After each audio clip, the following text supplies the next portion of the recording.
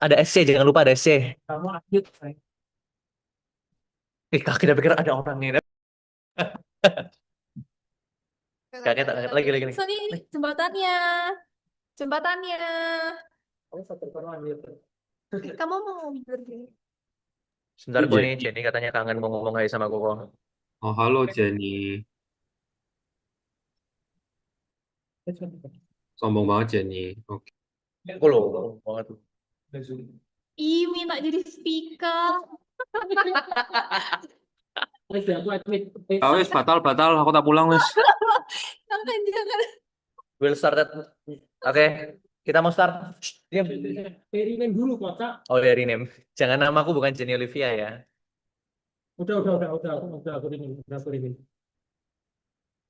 Aku mau pakai earphone. Loh. Aku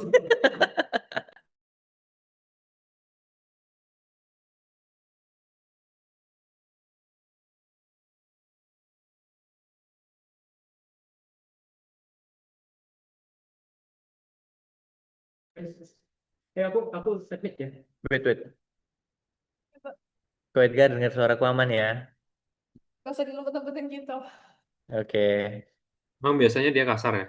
Iya, benar. Nggak lembut gini kok. Oke, start.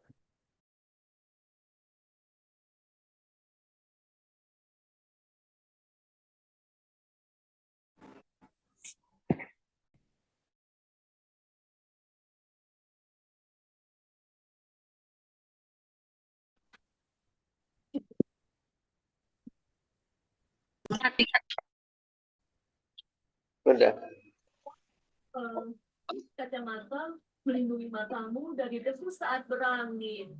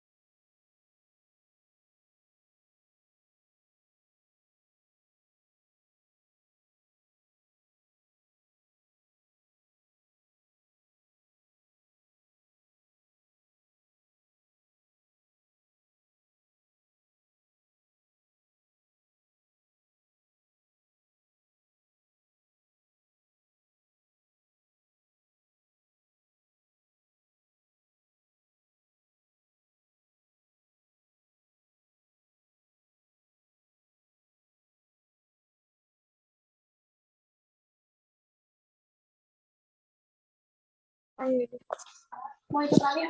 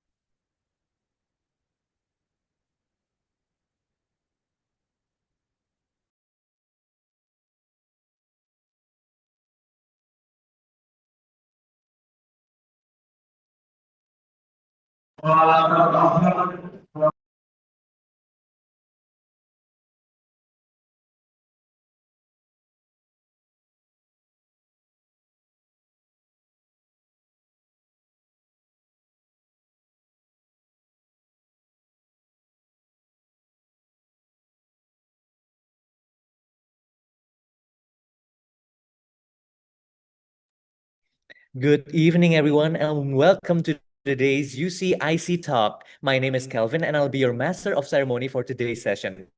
But before we start, let us pray together. I'll be leading the prayer in a universal way. We're grateful for the opportunity to gather and learn together. May this session be filled with meaningful insights and bring positive energy to everyone here. Let us begin today's session with gratitude and excitement to learn. Amen.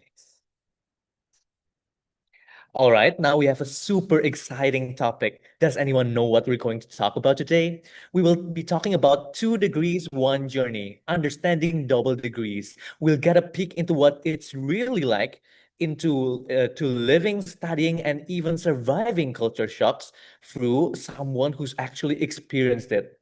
I can't wait to know what it's like to be a student in China. So without further ado, let me introduce you to today's speaker, Ko Edgar Riley Setyadharma, UCIC's past student buddy, who's now, UCIC's past vice president, who's now an exchange student in Shandong Jiangsu University in Jinan, China.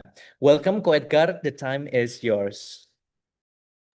Okay, thank you for the very pleasant welcome. Okay, so today I'm gonna talk about 2 degrees, one journey. So I'm gonna give you guys a little brief of like the process of a double degree and like the pros, cons, and even like what it's like to run the process yourself. Okay, maybe we're gonna go on to the next slide. Okay, so let me tell you guys a little bit about myself. I'm an IBM IC major in the batch of 23. I'm currently enrolled in Shandong Jianzhi Daxue. And the double degree for me represents a commitment to academic excellence and cross-cultural understanding in higher education, because I wanted to experience new things apart from UC, in which you can already experience a lot of things. But after a while, you start feeling like, maybe I want to try something new, or maybe like, I want to experience a new country, or maybe I want to build my borders, like my network across borders. So you start really wanting to get deep into like knowing what it's like outside, knowing the culture outside, knowing the business culture outside. As for myself, why I chose double degree is because I thought China had like a very high opportunity of business and networks and such. Okay, next. So double degree itself is a program where you guys can basically get 2 degrees, which is one in UC right now, and the second one in whatever country or uni you guys are gonna take. So the basic simples of it is like you guys either take like 2 years here, 2 years there, 3 years here, 3 years or 1 year there, or somewhere along those lines. The different countries have like different regulations, and they also have like different like ways of you guys can go into it. So you guys really need to like start worrying about that if you guys are looking for it. So you guys should like start researching, oh, maybe this country has like this country has like this regulations and such and such. But for the most part, double degree is like a very easy way for you guys to experience overseas studying without actually like spending the whole amount or like the whole 4 years there, and you guys can still learn Indonesian culture while as learning other people's culture. Next. Okay, so this is the program overview of how the processing is gonna be. So first, you guys wanna enroll at UC, of course. UC Pride. And then the eligibility requirements is that you guys need to have like a proper GPA. Every university outside has that. Sometimes for UC it's 3.5 if I'm not mistaken. And you guys need to have like language proficiency for IELTS and such, depending on like whichever country you guys are going to. And you guys need to like search for the double degree. What part are you guys gonna plan on going? Maybe like you guys are planning to go to the Aussie or like the US and such. And then you guys need to go through the filtration process by UC itself. And then next is the other campus. So that's the selection and acceptance in which they will receive. Okay, the score is like this, blah, blah, blah, blah, blah. And the student is okay. And then we go on to the next process. Next.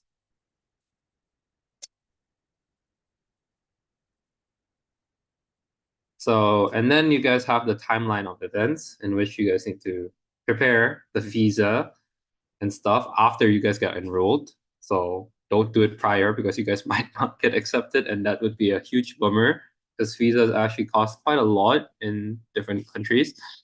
And then you guys can finally be accepted to your dream, quote unquote, dream university. Okay. And after you guys finish your campus studying there, there's a great part. You guys get 2 graduation parties, guys.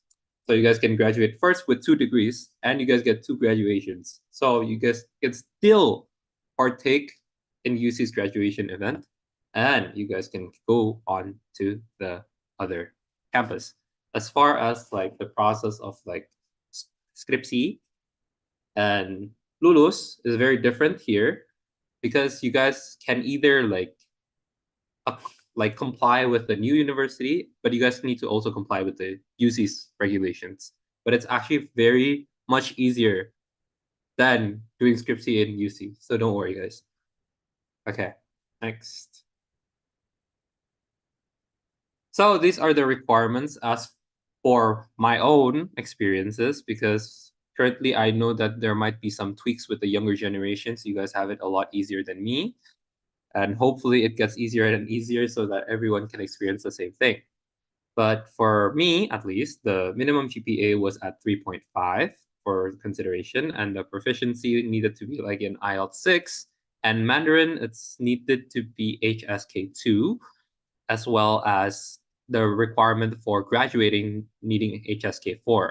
And you need to have the faculty, like your jurusans, to like approve of you guys going there. Okay, next.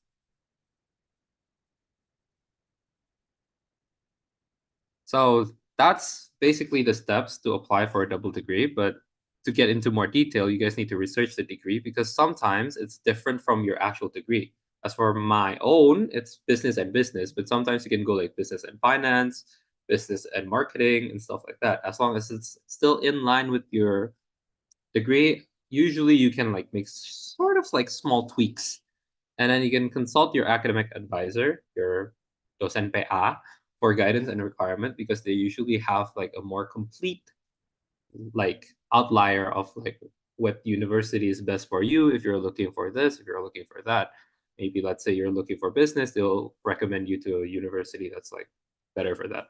And then you guys just need to prepare the necessary documents, such as the medical checkups, and then like the police letter thing that shows that you haven't done any crime. Yeah, that's basically it on how you guys should apply for a double degree. Next. And then for the credit transfers and the degree structure, you guys get both too.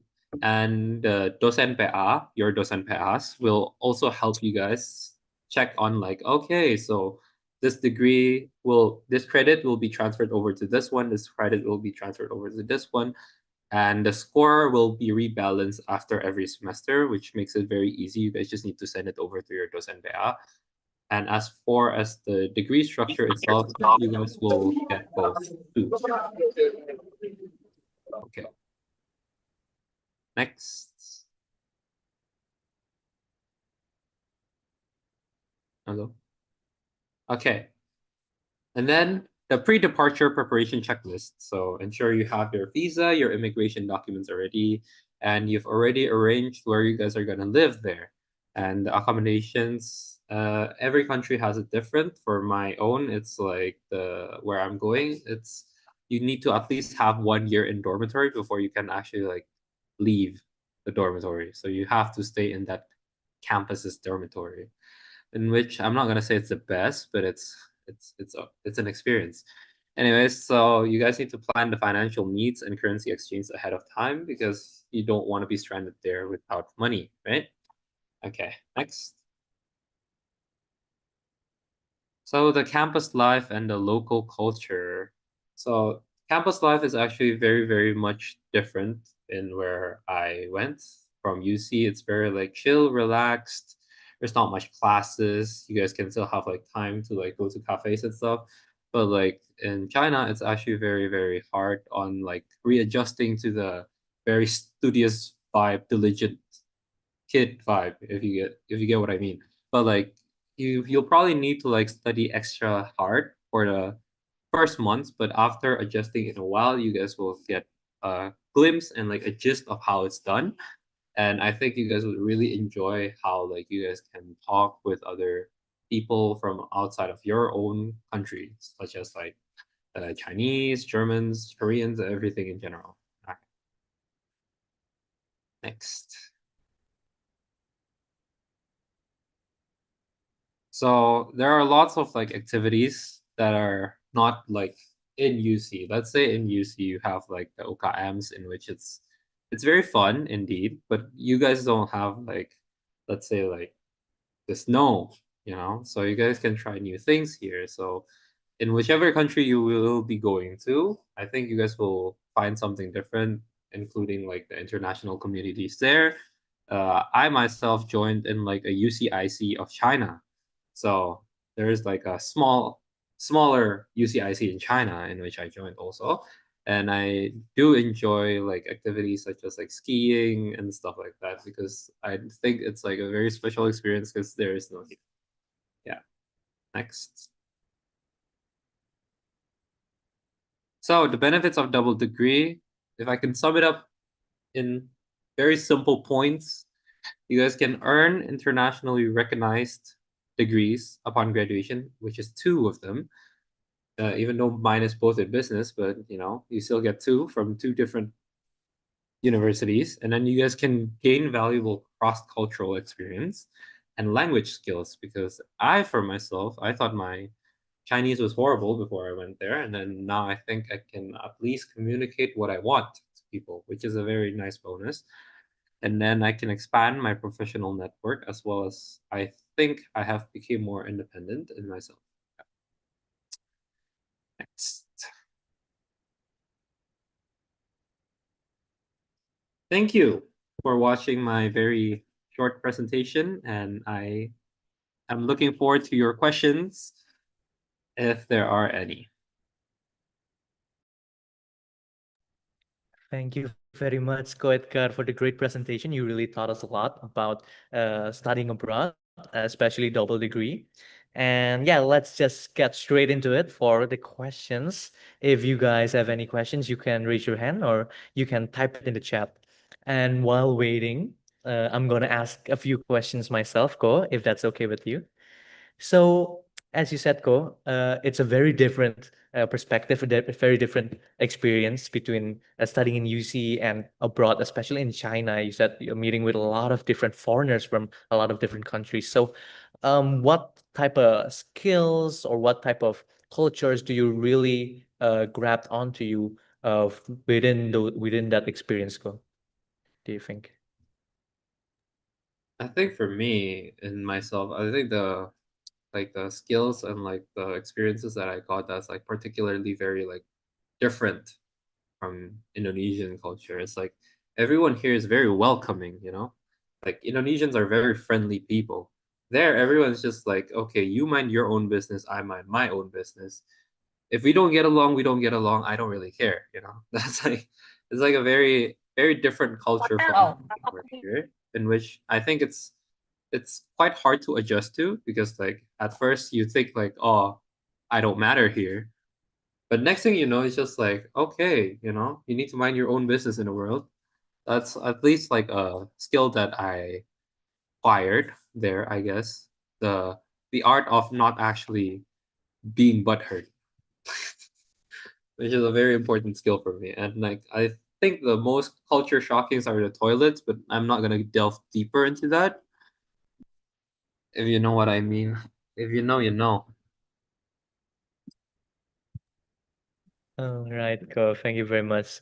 While waiting, let's have another question. So, Ko, you said that you double degreed, but for the same major, right?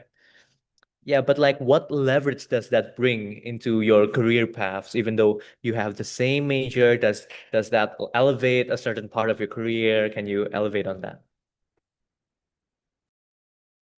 I think for one, the knowledge there is more like it's not particularly the same, although it's aligned, but it's very different because the things that I study there is more systematic, whereas in UC it's more practical, if you get what I mean. It's like in UC you're taught to like more sell, sell, sell, sell, sell.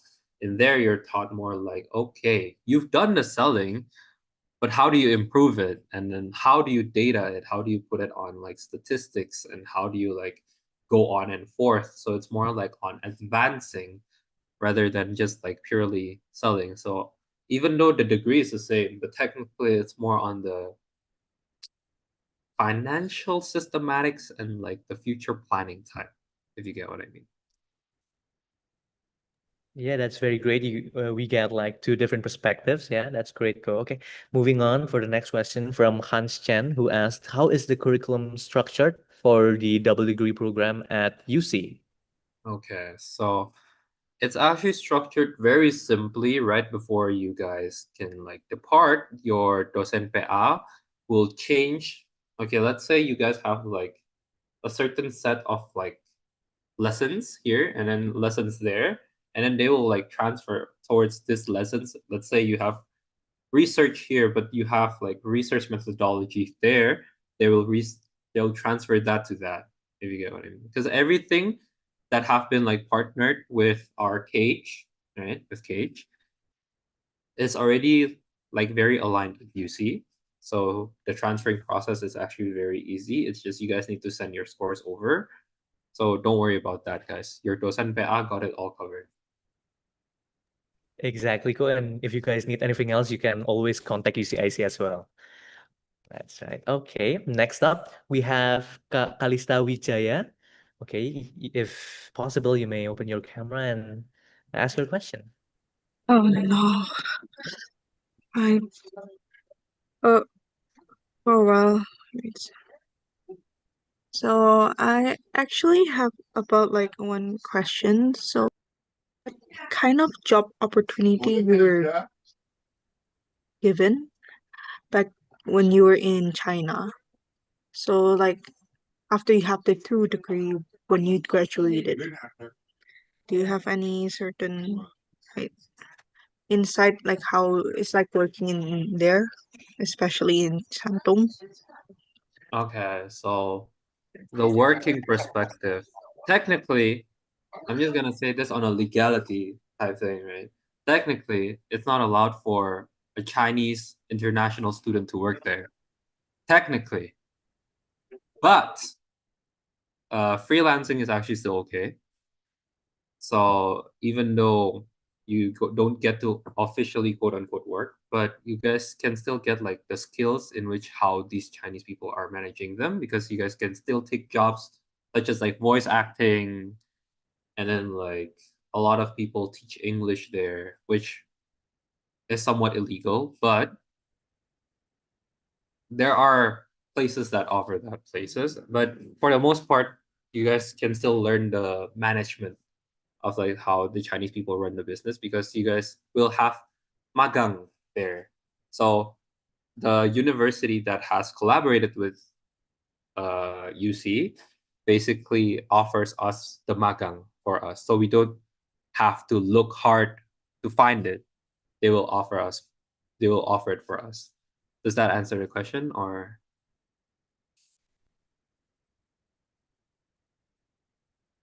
All right. Does that answer your question, Kalista, or do you have a follow-up question? Um, actually, there is also one more question because I keep hearing from a lot of people. They say if you want to apply a job in China, you have to able to take a HSK test, which is pretty much there will be standard, which is I forgot either it's like level 3 or level 2. Mostly that's the standard for foreigner according to a lot of people, which I'm also curious myself because I may not have experience taking the Chinese test. actually it's much more flexible for foreigners than you would think because foreigners have it a lot easier because Chinese people are always trying to look for people that can speak English fluently because their English is, I'm not gonna say not good, but it's not the best. So as long as you can speak English, it's actually a lot easier for you to get a job than you speaking Chinese better. Believe it or not, which is very hard to believe, but it is what it is. Okay, thank you, Mr. Ka Edgar and Kak Kelvin. Okay, thank you very much, Kalista. Okay, moving on. We have a question from Samuel. Do double degree students get different internship opportunities? Go. Yes, we get different internship opportunities because we get the internship from China itself. So we're not gonna do our internship in Indonesia. So for us, we get it offered for us. So you guys are still trying to find your magang opportunities, but for us, it's like we get it offered for us, which is much easier for us to. All Does right. that answer? Yeah. Okay. If someone has another follow-up question, you can just chat in the chat. Yeah. Next up, we have a question from Arya. What is the total tuition cost difference compared to a single degree, and are scholarships available specifically for double degree students? Okay, so right now, I'm actually on a full beasiswa. So yeah, it's very different in that aspect. So the only thing that I needed to pay for this year is only the housing. So that's the difference. And it's a lot cheaper than in UC because technically in UC I still needed to pay, even though I did have beasiswa, but I still needed to pay a sum. Here I only pay for housing and living cost.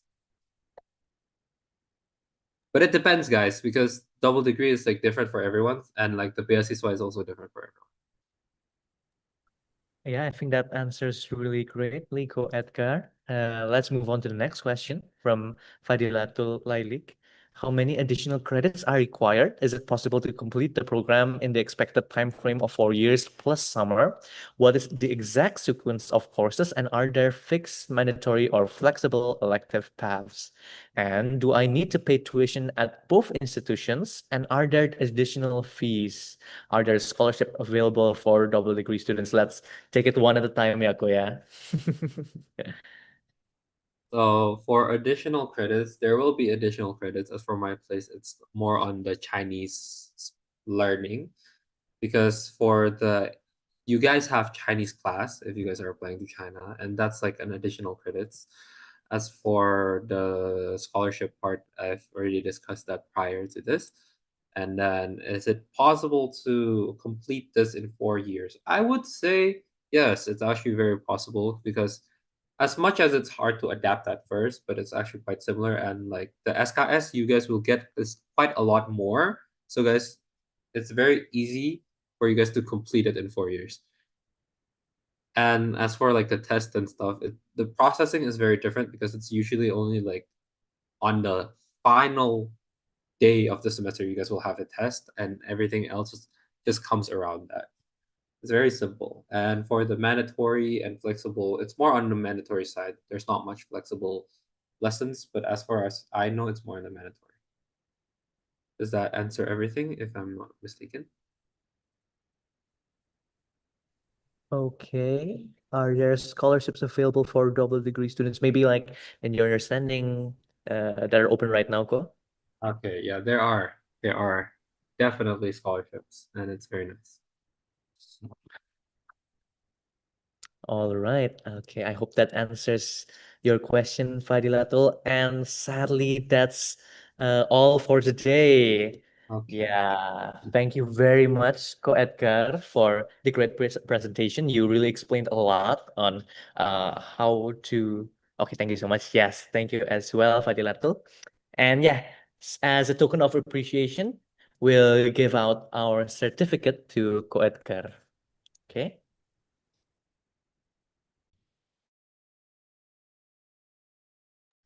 All right, we're gonna take our documentation with the letter E. Okay, 1, 2, 3. Okay, thank you very much, Edgar. Next, we're going to have our documentation with the whole participants. So participants, please open your camera, and we're going to have a little documentation just for a bit. Okay.